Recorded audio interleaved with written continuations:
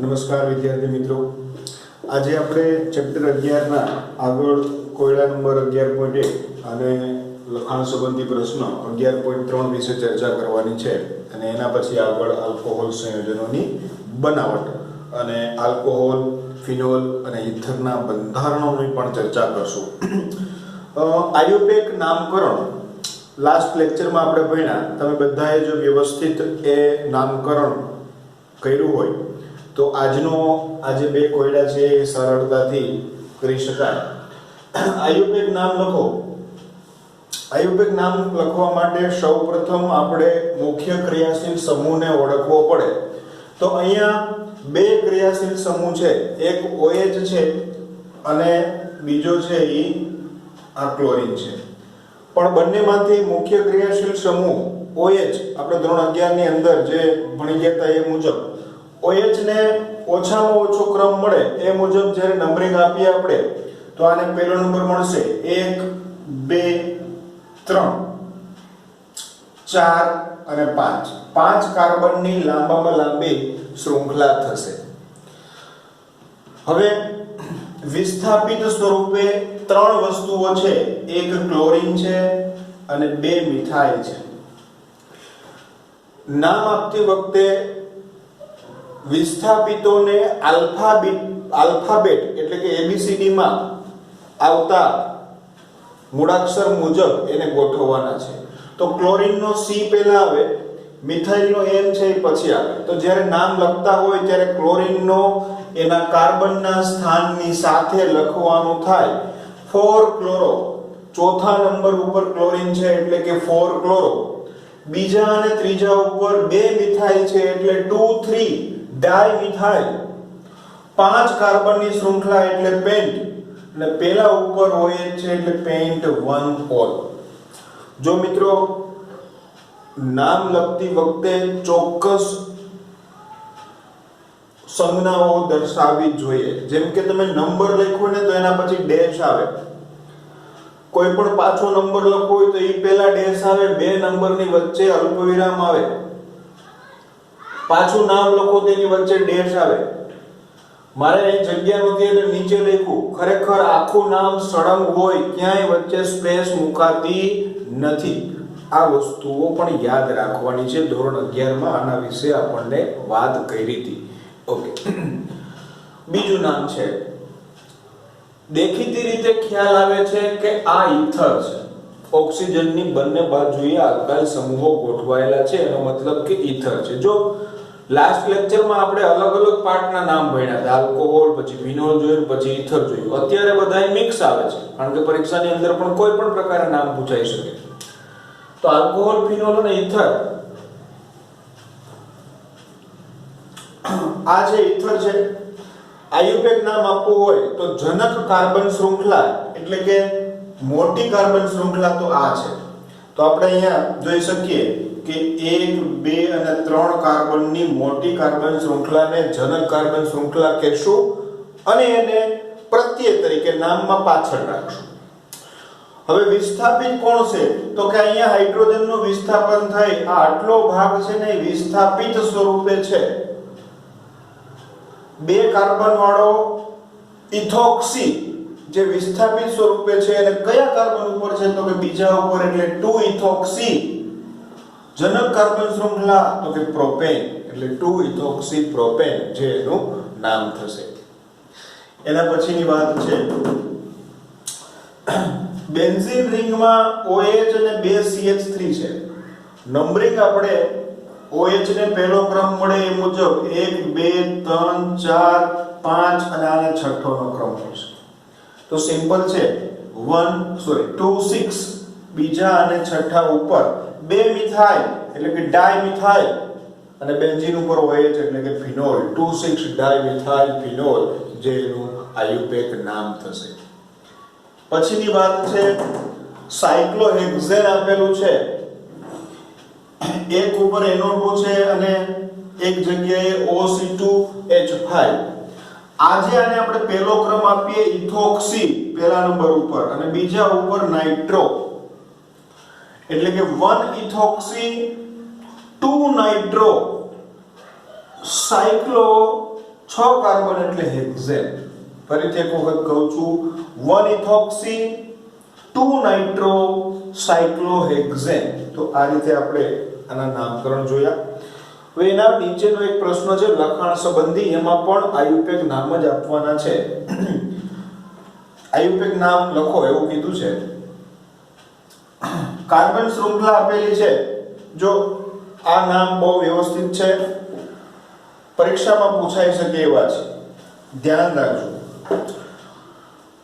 અહીંયા બે સમૂહો છે, એક OH છે અને એક Cl છે, બાકીની હાઇડ્રોકાર્બન શૃંખલા છે.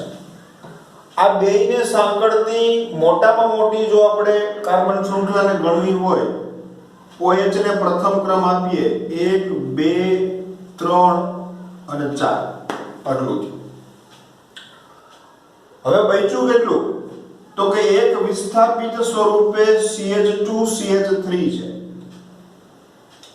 બીજા વિસ્થાપિત સ્વરૂપે આટલો ભાગ છે. તો આમાં તો બે કાર્બન ની એમાંય પાછી શાખા છે, તો આને નંબર આપી દઈએ 1 અને 2. આ વિસ્થાપિતનો વિસ્થાપિત છે પાછો. હવે આને ઇથાઇલ કહેશું, એટલે E ABCD માં પહેલા આવે, પછી C ક્લોરો, ઈ તો એની પહેલા આવશે. ચોથા નંબર ઉપર ક્લોરીન છે એને પહેલા દર્શાવીએ, એટલે કે 4 ક્લોરો.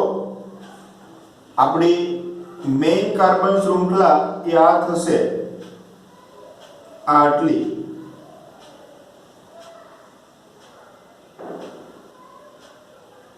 એટલો ચોથા નંબર ઉપર ક્લોરીન છે એટલે 4 ક્લોરો, ત્રીજા ઉપર ઇથાઇલ એટલે 3 ઇથાઇલ. એના પછી આ બીજા કાર્બન ઉપર આટલો ભાગ છે. જ્યારે વિસ્થાપિતમાં પણ જો વિસ્થાપિત હોય ત્યારે એને કાઉન્સમાં દર્શાવવામાં આવે, એટલે કે બીજા નંબર ઉપર આટલો ભાગ લડે છે. એમાં તો કે 1 મિથાઇલ, પહેલા ઉપર મિથાઇલ સમૂહ છે અને 2 કાર્બન એટલે ઇથાઇલ. 2 કાઉન્સમાં 1 મિથાઇલ ઇથાઇલ અને 4 કાર્બનની શૃંખલા એટલે બ્યુટેન, અને પહેલા ઉપર OH છે એટલે 1 ઓલ. બરાબર. જો બહુ સારું અણુસૂત્ર અને વ્યવસ્થિત નામ છે, થોડુંક અટપટું છે, ધ્યાન રાખજો. OH અને Cl ધરાવતી મુખ્ય કાર્બન શૃંખલા, OH ને પહેલો ક્રમ, Cl ને ચોથો ક્રમ, ત્રીજા ઉપર ઇથાઇલ છે, બીજા ઉપર વિસ્થાપિત છે, એમાં પણ પાછો વિસ્થાપિત છે એટલે 1 મિથાઇલ ઇથાઇલ. એ રીતે આપણે નામ આપ્યું. એના પછી બીજું, અહીંયા એક OH અહીંયા છે અને એક OH અહીંયા છે. હવે બંનેને લાગુ પડતી લાંબી કાર્બન શૃંખલા જો આપણે નક્કી કરવી હોય તો આને પહેલો નંબર આપીએ 1, આને બીજો, ત્રીજો, ચોથો, 5 અને આને આપી દઈએ એટલે 6. ઓકે. હવે બીજા ઉપર એક મિથાઇલ છે, એક મિથાઇલ 5મા ઉપર છે અને OH છે પણ એ મુખ્ય છે એટલે એને છેલ્લે રાખશું. 2 5 બે છે એટલે ડાય મિથાઇલ, 6 કાર્બન એટલે હેક્ઝેન, પહેલા અને ત્રીજા ઉપર OH છે એટલે 1,3 ડાયોલ. 1,3 ડાયોલ. આ રીતે આપણે એનું નામ આપી શકીએ. એના પછી સાયક્લોહેક્ઝેન છે, OH છે અને Br છે. આપણને ખ્યાલ છે કે OH ને આપણે પહેલો ક્રમ આપીએ તો 1 2 અને 3 નંબર ઉપર Br થાય, એટલે 3 બ્રોમો સાયક્લોહેક્ઝેન વત્તા ઓલ એટલે સાયક્લોહેક્ઝેનોલ. 3 બ્રોમો સાયક્લોહેક્ઝેનોલ આવું એનું નામ થશે. એના પછીની વાત છે, આપણે આગળ ભણી ગયા કે જ્યારે ડબલ બોન્ડ હોય અને OH તો બંનેમાંથી ડબલ બોન્ડને ઓછો ક્રમ મળે એ મુજબ નંબરિંગ આપવા, એટલે 1 2 3 4 5 અને 6 આ મુજબ આપણે ક્રમ આપીએ. હવે તો કે ત્રીજા ઉપર OH છે પેલા ઉપર ડબલ બોન્ડ છે અને 6 કાર્બનની શૃંખલા, હેક્સ પેલા ઉપર ડબલ બોન્ડ એટલે 1 ઇન, ત્રીજા ઉપર હોય છે એટલે 3 ઓલ, હેક્સ 1 ઇન 3 ઓલ એ એનું નામ થશે. એના પછીનું નામ છે, એમાં ડબલ બોન્ડ છે, Br છે, CH3 છે અને OH છે. OH ને અને ડબલ બોન્ડ ને બંનેને ન્યૂનતમ ક્રમ મળે એ મુજબ 1 2 3 અને 4. બ્રોમિન છે એને આપણે ABCD માં પહેલા આવે B એટલે બીજા નંબર ઉપર બ્રોમો 2 બ્રોમો લખી નાખો. ત્રીજા ઉપર મિથાઇલ એટલે 3 મિથાઇલ લખી નાખો. આ બેયનું કામ પૂરું થયું. કાર્બન શૃંખલા 4 ની છે એટલે બ્યુટ, બીજા ઉપર ડબલ બોન્ડ છે એટલે બ્યુટ 2 ઇન, અહીં સુધીની વાત થઈ ગઈ. હવે OH વધ્યો છે અને કયા કાર્બન ઉપર છે તો કે પહેલા કાર્બન ઉપર એટલે બ્યુટ 2 ઇન 1 ઓલ જે એનું નામ થશે.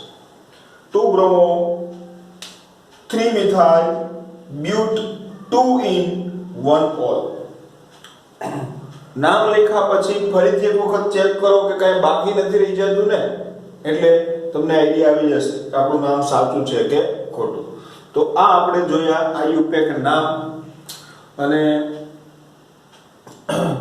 પરીક્ષાની અંદર એક યા બીજા સ્વરૂપે આયુપેક નામ ખૂબ જ જરૂરી બને છે, એટલે વ્યવસ્થિત કરવા જરૂરી છે, ફરજિયાત.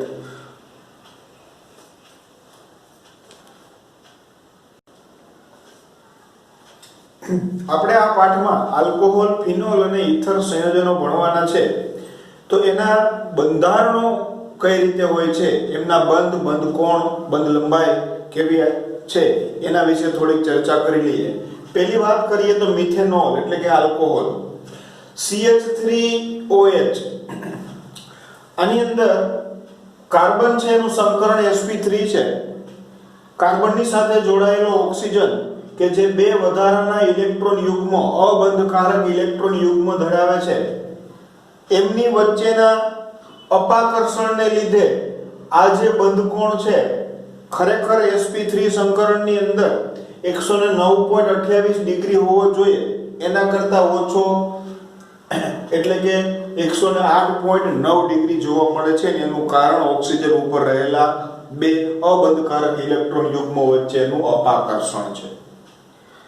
બંધ લંબાઈની વાત કરીએ તો ઓક્સિજન અને હાઇડ્રોજન વચ્ચેની બંધ લંબાઈ 96 પાઇકોમીટર છે. કાર્બન અને ઓક્સિજન વચ્ચેની બંધ લંબાઈ 142 પાઇકોમીટર છે. હવે વાત કરીએ ફિનોલની, તો ફિનોલ એટલે કે બેન્ઝીન, એની ઉપર OH. આ બંનેમાં ડિફરન્સ શું છે તો કે અહીંયા કાર્બનનું સંકરણ હતું sp3 હતું, જ્યારે અહીંયા કાર્બનનું સંકરણ છે એ sp2, ઓક્સિજન જે કાર્બન સાથે જોડાયેલો છે એ કાર્બનનું સંકરણ sp2 છે. હવે વાત કરીએ આ CO બંધની, કાર્બન અને ઓક્સિજન બંધ. અહીંયા કાર્બન અને ઓક્સિજન બંધ 142 પાઇકોમીટર હતું. આપણે આગળ ભણી ગયા છીએ એ મુજબ કે sp2 સંકરણને લીધે કાર્બન અને ઓક્સિજન એમની વચ્ચે આંશિક દ્વિબંધની લાક્ષણિકતા જોવા મળે છે. આપણને ખ્યાલ છે કે સિંગલ બંધ કરતા દ્વિબંધની લંબાઈ ટૂંકી હોય છે, એટલા માટે આ 142 ની બદલે 136 પાઇકોમીટર બંધ ટૂંકો જોવા મળે છે. બીજી વાત કે કાર્બનનું સંકરણ એ sp2 છે, તો આ રીઝનને લીધે આ બંધ ટૂંકો છે. ક્યારેક MCQ ની અંદર પણ આવું પૂછાય કે નીચેનામાંથી કયું કારણ એ આલ્કોહોલની અંદર CO બંધની લંબાઈ ફિનોલના CO બંધની લંબાઈ કરતા વધારે છે એના માટે છે, અથવા તો ફિનોલની અંદર ટૂંકી છે. તો એવા વિધાન અને કારણ સ્વરૂપના પ્રશ્નો પણ પૂછાય તો આ વાક્યો યાદ રાખો. એના પછી ઇથરની વાત કરીએ તો ઇથરની અંદર શું છે તો કે ઓક્સિજનની બંને બાજુએ આલ્કાઇલ સમૂહ એટલે કે RR જોડાયેલા છે, આલ્કાઇલ સમૂહ જોડાયેલા છે. હવે આ જે આલ્કાઇલ સમૂહો છે એ બંનેને એકબીજાથી દૂર ખસેડે છે, એટલે અપાકર્ષણ થાય છે. તો સીધી વાત છે, અપાકર્ષણ થાય એનો મતલબ કે આ કક્ષકો પણ બ્રોડ થશે માટે એમની વચ્ચેનો જે બંધ કોણ છે એ વધશે. આમાં જે બંધ કોણ હતો 109.9 ડિગ્રી, એની બદલે ઈથરમાં એ વધીને 111.7 ડિગ્રી જોવા મળે છે.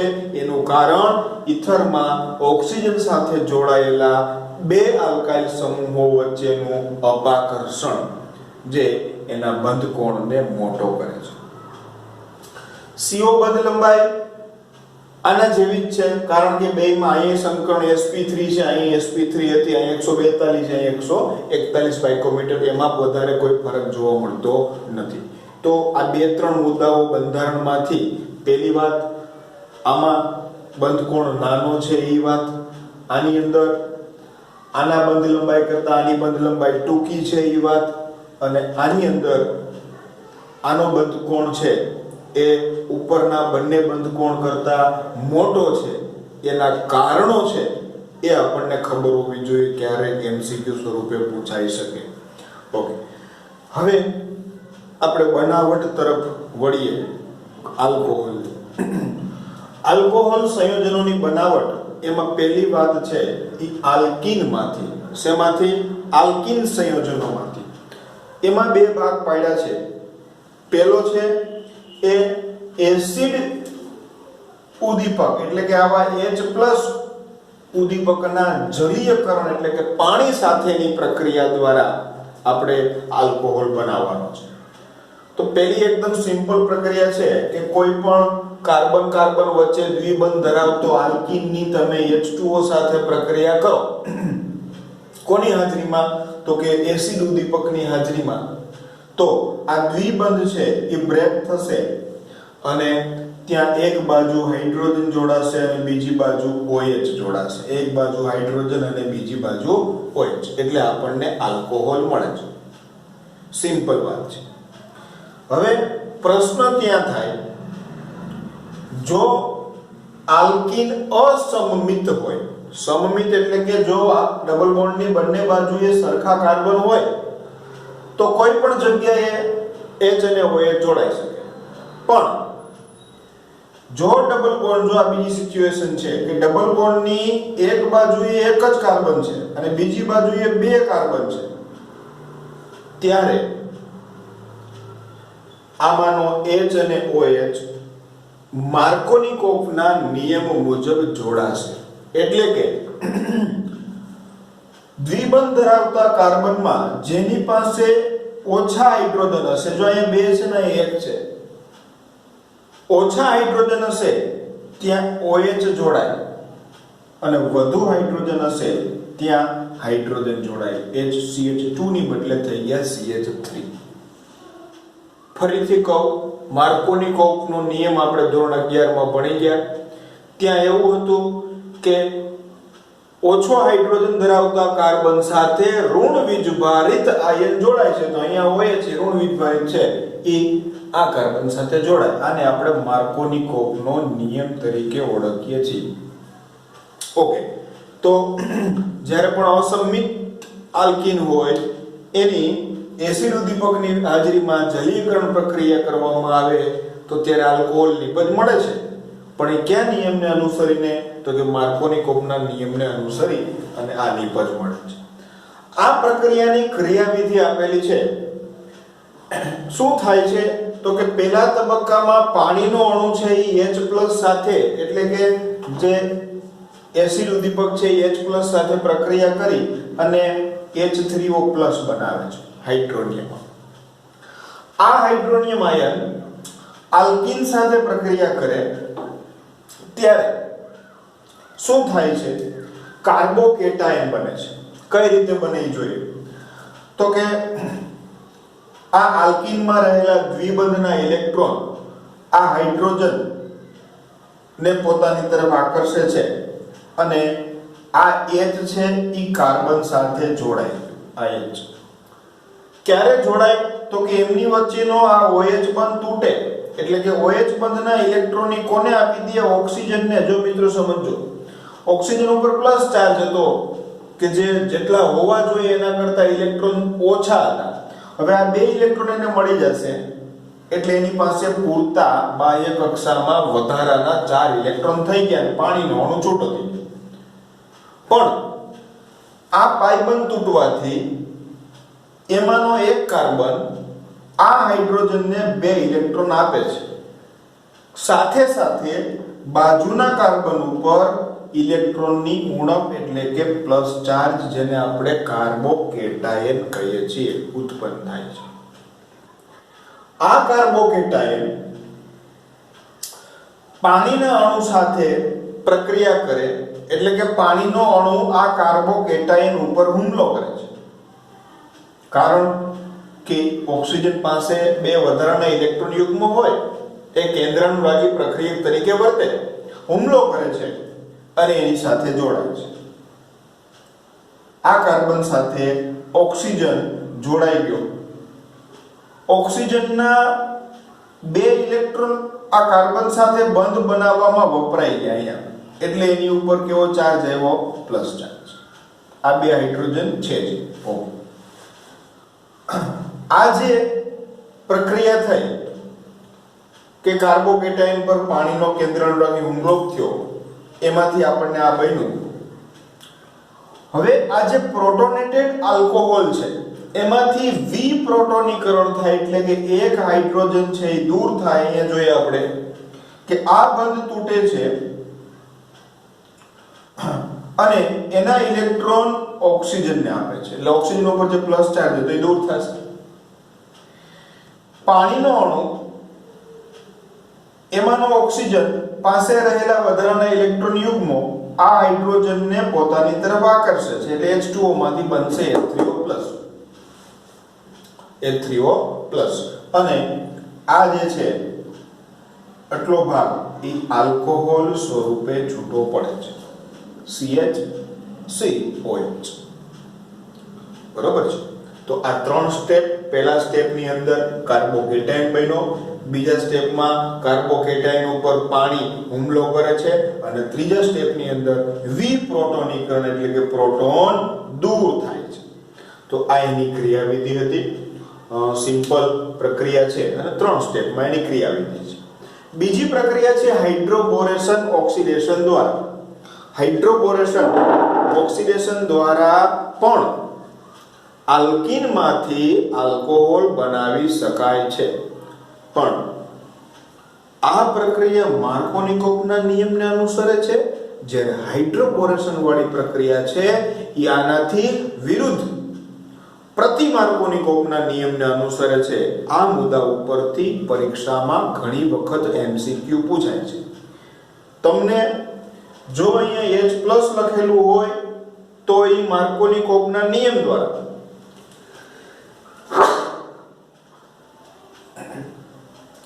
પણ જો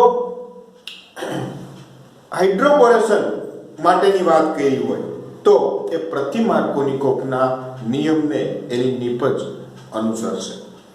જોઈએ આપણે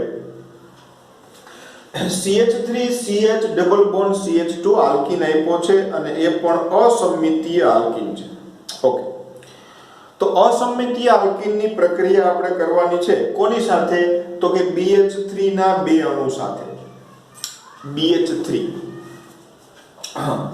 આમાંથી એક હાઇડ્રોજનને અલગ બતાવ્યો છે, કારણ કે હમણાં એનો બંધ તોડવાનો છે આપણે, એટલા માટે આના 2 અણુઓ લીધા છે. હવે આમાંથી 2 વસ્તુ અલગ થશે. એક હાઇડ્રોજન H+ સ્વરૂપે અને એક BH2- સ્વરૂપે. આ બંધ તૂટશે, પાઈ બંધ. અહીંયા હાઇડ્રોજન છે એ ક્યાં જોડાય છે? તો કે ઓછા હાઇડ્રોજન ધરાવતા કાર્બન સાથે, એટલે અહીંયા છે એ હાઇડ્રોજન આવશે અને આ ભાગ છે એ અહીંયા આવશે. ક્લિયર છે? ઓનાથી વિરુદ્ધ ઓછા હાઇડ્રોજન ધરાવતા કાર્બન સાથે હાઇડ્રોજન અને વધુ હાઇડ્રોજન ધરાવતા કાર્બન સાથે BH2 જોડાશે, એટલે આપણને આવી નિપજ મળી. અહીંયા H આવી ગયો અને અહીંયા આવી ગયો BH2. આની ફરીથી તમે દ્રાવણમાં રહેલા બીજા આલ્કીન સાથે પ્રક્રિયા થાય એટલે શું થશે? તો કે આ હાઇડ્રોજન જે BH2 સાથે રહેલો બીજો વધારાનો હાઇડ્રોજન છે એ દૂર થશે અને આ pH ક્યાં જોડાશે તો કે ફરીથી વધારે હાઇડ્રોજન ધરાવતા કાર્બન સાથે એટલે છેડાના કાર્બન સાથે. જો મેં અહીંયા કર્યું છે કે આ BH નો એક હાઇડ્રોજન દૂર થઈ ગયો, ઈ ક્યાં વયો ગયો તો કે અહીંયા આ H હતો ત્યાં પ્લસ એક H થઈ જશે અને અહીંથી એક હાઇડ્રોજન ગયો ત્યાં જોડાઈ જશે BH એટલે કે આ BH અને એની સાથે CH2 CH2 CH3. Same process ત્રીજી વખત કરીએ ત્યારે આ હાઇડ્રોજન દૂર થાય અને આની સાથે જોડાશે પ્લસ H અને અહીંયા આ બોરોન જોડાઈ જશે એટલે આવું બન્યું. આ આપણને મળ્યું. બરોબર.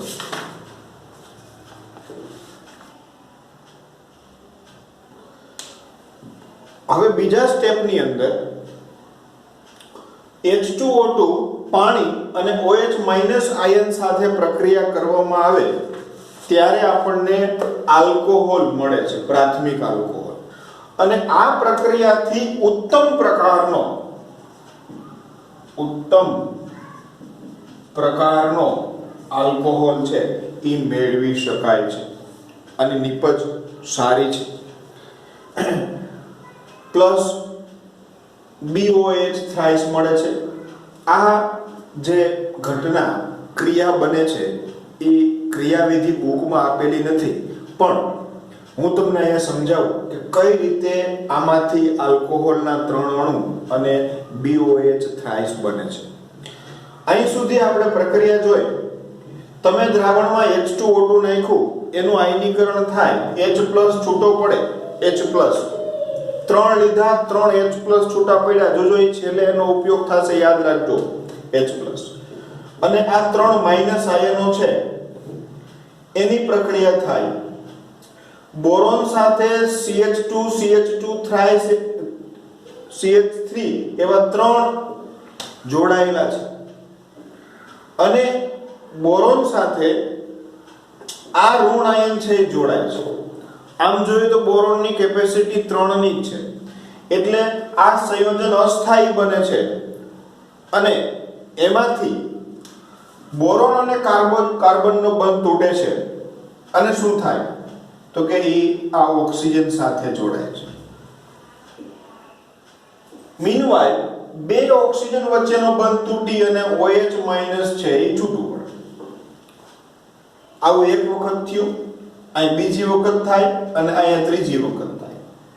આવું પ્રક્રિયા 3 વખત બને એટલે આપણને એક આવો અણુ મળે. જો ફરીથી કહું છું મિત્રો કે OOH ઓક્સિજન ઉપર માઈનસ ચાર્જ છે એ ક્યાં એટેક કરે છે? બોરોન ઉપર. અહીંયા જોડાય છે.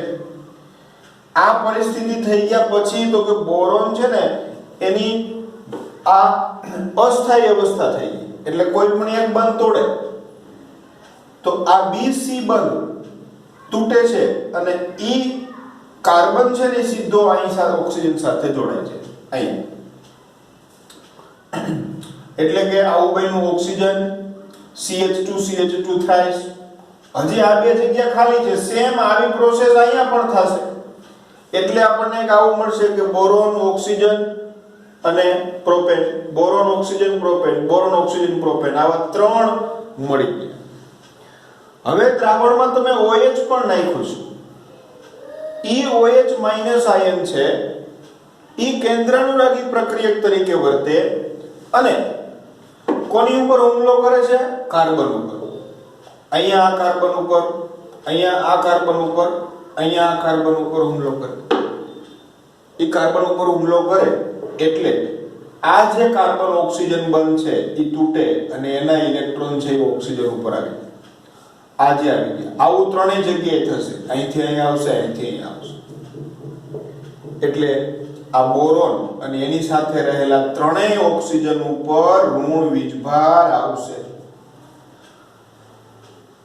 આ 3 ઓક્સિજન છે એ પહેલામાં ઉત્પન્ન થયેલા જે H+ છે દ્રાવણમાં હતા એની સાથે પ્રક્રિયા કરી અને BOH થ્રાઇસ બનાવે છે જે આપણને અહીંયા મળે છે, નિપજ છે. BOH thrice. તો આ પ્રક્રિયા હતી હાઇડ્રોબોરેશન. આ તમારા માત્ર નોલેજ માટે છે. આપણે માત્ર અહીંથી કહી દેવાનું કે હાઇડ્રોજન પેરોક્સાઇડ OH- અને H2O સાથે પ્રક્રિયા થઈ અને આલ્કોહોલ બનાવે છે. આમાંથી બનતો આલ્કોહોલ ઉત્તમ પ્રકારનો છે. અને એક ખાસ વાત કે આમાંથી મળતો આલ્કોહોલ એ માર્કોનિકોવના નિયમથી વિરુદ્ધ નિપજ મળે છે. ઈ આપણા માટે ખાસ મુદ્દો છે. જો એસિડ ઉદ્દીપક વડે પ્રક્રિયા કરી હોય જલીયકરણ તો એની નિપજ માર્કોનિકોવના નિયમને અનુસરે, જ્યારે હાઇડ્રોબોરેશન પ્રક્રિયાથી જો આલ્કોહોલ મેળવો હોય તો એ પ્રતિ માર્કોનિકોવના નિયમને અનુસરે છે. ઈ આપણો ખાસ મુદ્દો છે પરીક્ષા માટેનો. ઓકે.